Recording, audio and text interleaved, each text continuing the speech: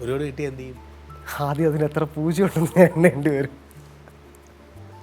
എൻ്റെ സ്വപ്നം, എൻ്റെ ഡ്രീം സിനിമ. അതുപോലെ തന്നെ എൻ്റെ നാട്ടിൽ ഞാൻ ആർട്ടുമായി ബന്ധപ്പെട്ട് ഇറങ്ങിയ സമയത്ത് ഞാൻ കേട്ട ഏറ്റവും വലിയൊരു കളിയാക്കലുള്ളൊരു വാക്കുണ്ട്.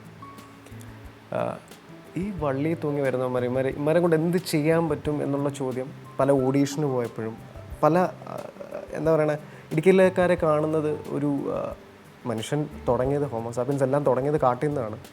പക്ഷെ ഇപ്പോഴും ആ മനോഭാവം ഉള്ളവരുണ്ട്. ഇപ്പോൾ വയനാട്ടുകാരെയും ഇടുക്കിക്കാരെയും കാണുമ്പോൾ തിരുവനന്തപുരം ജില്ല സാർ ചോദ്യമാണ് ചോദിച്ചത്. താങ്കൾ വിചാരിച്ച വ്യക്തിയുടെ ജില്ല തിരുവനന്തപുരമാണ്. അതെ. ആ പറഞ്ഞോളൂ. അപ്പം അങ്ങനെ അതൊരു എസ് ചെക്ക് എന്നേ പറയാൻ പറ്റുള്ളൂ കേട്ടോ ആ ഉത്തരം. എസ് ചെക്ക് എന്ന് അതിന് പകരം വേറൊരു തെക്കൻ തെക്കൻ തിരുവനന്തപുരം, കൊല്ലം, പത്തനംതിട്ട, ആലപ്പുഴയാണ് തെക്കൻ കേരളം. അതിൽ തിരുവനന്തപുരത്തിന് വടക്കോട്ടാണോ? അല്ലല്ലോ.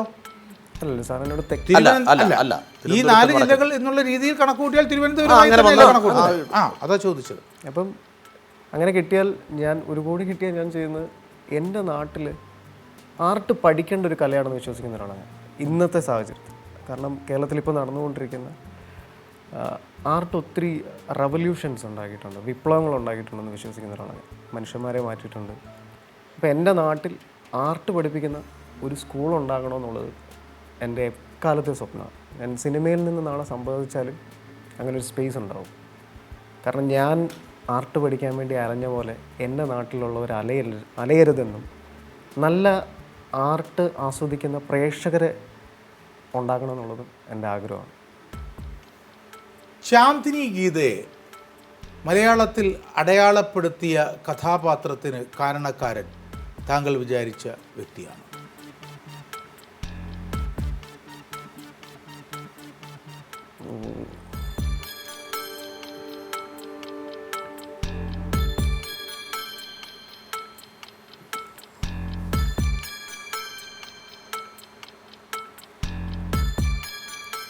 ഒന്നുകൂടെ ശാന്തിനി ഗീത ഒരു നടിയാണ്, പുതിയ കാലത്തിലെ നടിയാണ്. ശാന്തിനി ഗീതയെ മലയാളത്തിന് പരിചയപ്പെടുത്തിയ കഥാപാത്രം ഉണ്ടാകാൻ പ്രധാന കാരണക്കാരൻ താങ്കൾ വിചാരിച്ച വ്യക്തിയാണ്. അതെ. ആണ് സർ? അറിയില്ല. സർ ശാന്തിനി ഗീത ഒന്ന് സെർച്ച് ചെയ്യൂ സർ. അതൊരു ഈ 1 കോടിയുടെ മത്സരമായതുകൊണ്ടും 18ാമത്തെ ചോദ്യമായതുകൊണ്ടും അതൊരു ഇമ്പോർട്ടൻറ്റ് ക്വസ്റ്റ്യനാണ്.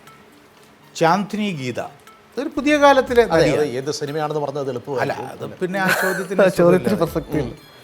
ആണ് അനീഷ അതേ എന്ന് പറയുന്നത്. അതേന്ന് പറയുന്നത് കൊണ്ടാണ് അത് സിനിമയായതുകൊണ്ട്, മേഖല സിനിമയായതുകൊണ്ട് ആണ്. അനീഷ അദ്ദേഹത്തോട് ഡിസ്കസ് ചെയ്യും. അപ്പോൾ പിന്നെ അടുത്ത ചോദ്യം ഞാനിങ്ങനെ ചോദിക്കാം. താങ്കൾ വിചാരിച്ച വ്യക്തിയെ വർത്തമാനകാലത്തിൽ ലോകം വായനയുടെ ലോകത്തിൽ അടയാളപ്പെടുത്താനുള്ള പ്രധാന കാരണക്കാരിൽ ഒരാൾ ചേലങ്ങാട് ഗോപാലകൃഷ്ണനാണ്. അതെ. ആണ് സർ? യെസ്. അമ്പി പ്രദീപ് 1 കോടി രൂപ കിട്ടിയാലും കിട്ടിയില്ലെങ്കിലും ആ പേര് വിചാരിക്കാതെ എന്തിനാണ് ഒരു ചലച്ചിത്ര മോഹിയായിട്ട് താങ്കൾ ഈ കസേരയിൽ ഇരിക്കുന്നത് എന്ന് താങ്കൾക്ക് തന്നെ താങ്കളോട് ചോദ്യം വരും അല്ലേ? ആ പേര് വിചാരിച്ചില്ല? ഉറപ്പായിട്ടും. കാരണം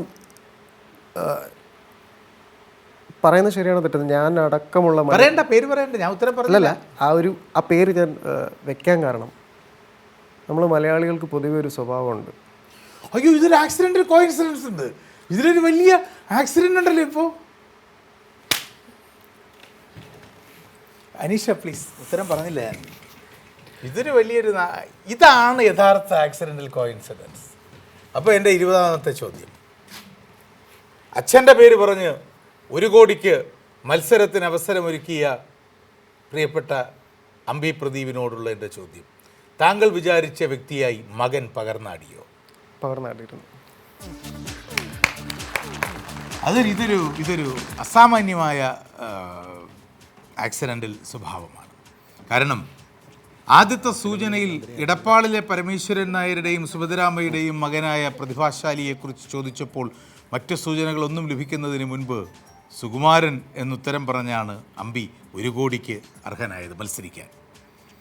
അമ്പി മനസ്സിലോർമ്മിച്ചതാകട്ടെ മലയാള സിനിമയിൽ നിരവധി എണ്ണമറ്റ ചിത്രങ്ങളിലൂടെ തൻ്റെ ഉജ്ജ്വലമായ അഭിനയ സംഭാവനകൾ നടത്തിയ സുകുമാരൻ പിന്നീട് തുടർ വഴികളിൽ തൻ്റെ ജീവിതം കൊണ്ട് നടത്തിയ മഹത്തായ 2 സംഭാവനകളിലൊന്ന് നടനും സംവിധായകനുമൊക്കെയായി ഒരു പാൻ ഇന്ത്യൻ പ്രതിഭയായി തിളങ്ങിയ ആ മകൻ പൃഥ്വിരാജ് സുകുമാരൻ പകർന്നാടിയത് മലയാള ചലച്ചിത്രത്തിൻ്റെ ആകാശത്തിലെ ഏറ്റവും വലിയ നാഴികക്കല്ലിൻ്റെ ജീവിതത്തെയാണ്. ചാന്ദിനി ഗീത മലയാളിക്ക് പരിചിതയായത് ഈ ആട്ടിയോടിക്കപ്പെട്ട എന്താ പറയുക, അഭയമായി കടത്തിണ്ണ പോലും ഇല്ലാതെ വരുന്നവൻ്റെ അശരണത്വം ജീവിതത്തിൽ അനുഭവിച്ചപ്പോൾ ജാതിയുടെ വ്യവസ്ഥകൾ കലയെ കാർന്നു തിന്നുന്ന ക്യാൻസറായി മാറിയപ്പോൾ ഒരു പാതിരാ വണ്ടിയിൽ അഭയം കണ്ടെത്തിയ അന്യദേശത്തേക്ക് പിന്നീട് തിരിച്ചറിയപ്പെടാതെ വണ്ണം പലായനം ചെയ്യേണ്ടി വന്ന മലയാള സിനിമയുടെ ചരിത്രത്തിലെ ആദ്യത്തെ നായികയായ PK റോസിയെ വെള്ളിത്തിരയിൽ അവതരിപ്പിച്ച കലാകാരിയാണ് ചാന്ദിനി ഗീത.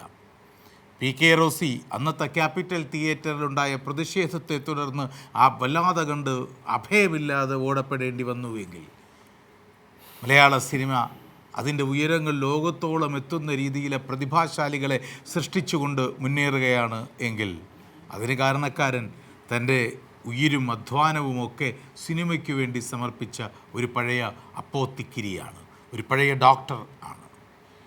മലയാള സിനിമയുടെ പിതാവ് ശ്രീ JC ഡാനിയലാണോ മനസ്സിൽ? Yes sir. Joseph Chellaiah Daniel അഥവാ JC ഡാനിയൽ മലയാള സിനിമയുടെ പിതാവെന്നറിയപ്പെടുന്ന ചലച്ചിത്ര നിർമ്മാതാവ്, സംവിധായകൻ, നടൻ, ഛായാഗ്രാഹകൻ. വിഗതകുമാരൻ എന്ന ആദ്യ മലയാള സിനിമ നിർമ്മിച്ച് സംവിധാനം ചെയ്ത് ഈ നിശബ്ദ ചിത്രത്തിൽ നായകനായി അഭിനയിച്ചു. സംസ്ഥാനത്തെ ആദ്യ സിനിമാ സ്റ്റുഡിയോയായ ട്രാവൻകൂർ നാഷണൽ പിക്ചേഴ്സിന് തിരുവനന്തപുരത്ത് തുടക്കം കുറിച്ചു. എന്നാൽ വിഗതകുമാരൻ സാമൂഹിക വിവാദങ്ങൾക്ക് കാരണമായതും സാമ്പത്തിക നഷ്ടം വരുത്തിയതും അദ്ദേഹത്തിന്റെ ജീവിതത്തെ ദുരിതത്തിലാക്കി. സ്വന്തമായുണ്ടായതെല്ലാം സിനിമയ്ക്ക് വേണ്ടി നഷ്ടപ്പെടുത്തിയ ഡാനിയേൽ 1975 അന്തരിച്ചു. മലയാള ചലച്ചിത്ര മേഖലയ്ക്ക് സമഗ്ര സംഭാവനകൾ നൽകുന്നവർക്കായി സംസ്ഥാന സർക്കാർ 1992 JC ഡാനിയലിന്റെ പേരിൽ 1 ലക്ഷം രൂപയുടെ പുരസ്കാരം ഏർപ്പെടുത്തി.